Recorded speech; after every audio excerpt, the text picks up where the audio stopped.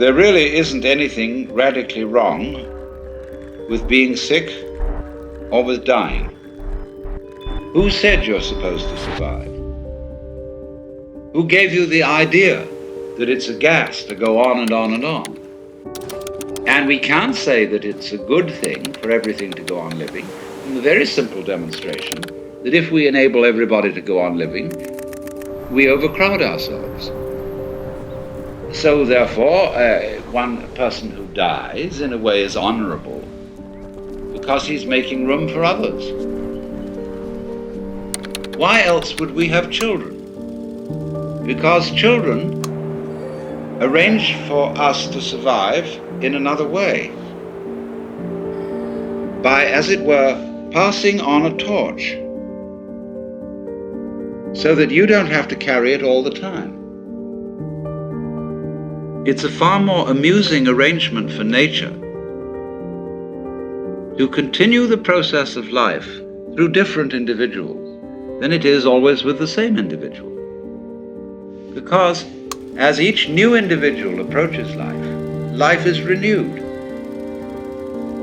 And one remembers how fascinating the most ordinary everyday things are to a child, because they see them all as marvelous, because they see them all in a way that is not related to survival and profit. And when we get to thinking of everything in terms of survival and profit value, then the shapes of scratches on the floor cease to have magic. And most things, in fact, cease to have magic. So therefore, in the course of nature, once we have ceased to see magic in the world anymore, we are no longer fulfilling nature's game of being aware of itself. There's no point in it anymore. And so we die. And so something else comes to birth, which gets an entirely new view.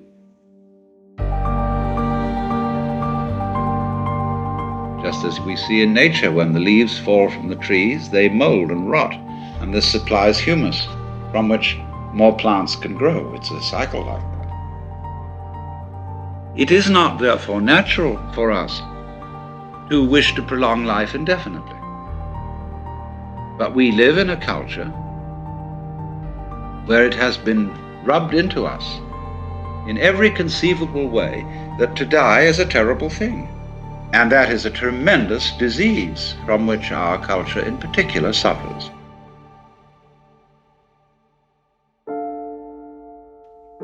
This is one of the major problems in hospital work. When a family conspires with the doctor to keep from grandmother the knowledge that she is dying.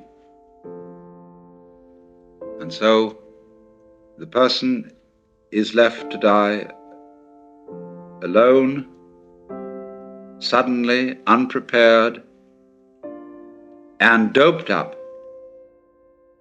to the point where death hardly happens. And there is no derivation from it of the peculiar spiritual experience that can come with death. When a person's in an absolutely extreme situation and they accept it, there is a possibility of a natural satori, to the point where you realize that there is nothing you can do about life. Nothing you could not do about life. You heard a bomb coming at you. You could hear it whistle. And you knew it was right above you and headed straight at you and that you were finished. And you accepted it.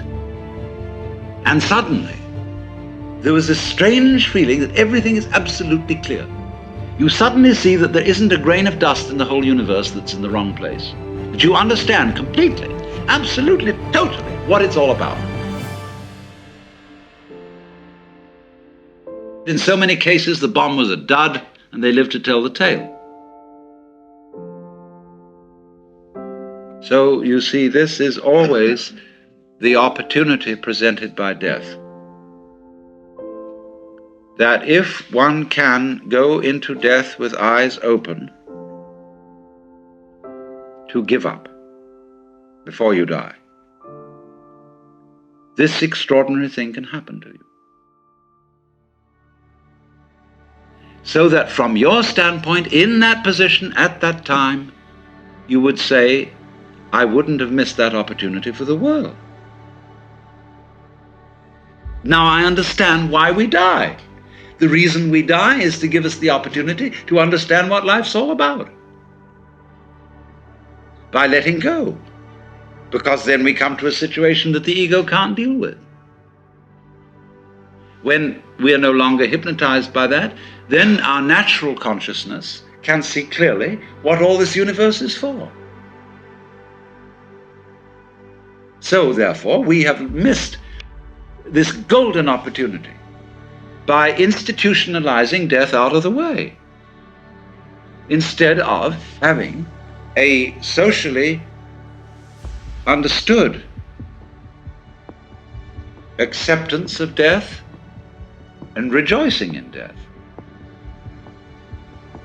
The doctor, the ministers, the psychiatrists, and above all, us, really owe it to our friends to work out an entirely new approach to death. Because what has happened, you see, from earliest childhood, the child learned that great uncle was dying and saw the family put on long faces and say, oh, that's too bad. Even Christians who think they're going to go to heaven, they get absolutely morbid, more so than anybody else, about death, because heaven, as they all know, is a very boring place. Now one understands that for the living, to lose someone you love, or even for a dying person to worry about what on earth my wife, my children, my whatever are going to do without me. One can understand a certain worry in that. But nobody is indispensable. And there comes a point when you have to say, I'm sorry, but I am completely going to abandon responsibility for anything, because there is no further way I can do it. This is another way of that surrender. And then the curious thing that occurs is the moment all that is dropped, suddenly it dawns on you. Existence does not have to go on any longer than a moment. Quantitative continuity is of no value. It follows from that, you see, that if any one of us could at this moment be as one about to die, we would understand the mystery of life. Because death is in a certain sense, the source of life.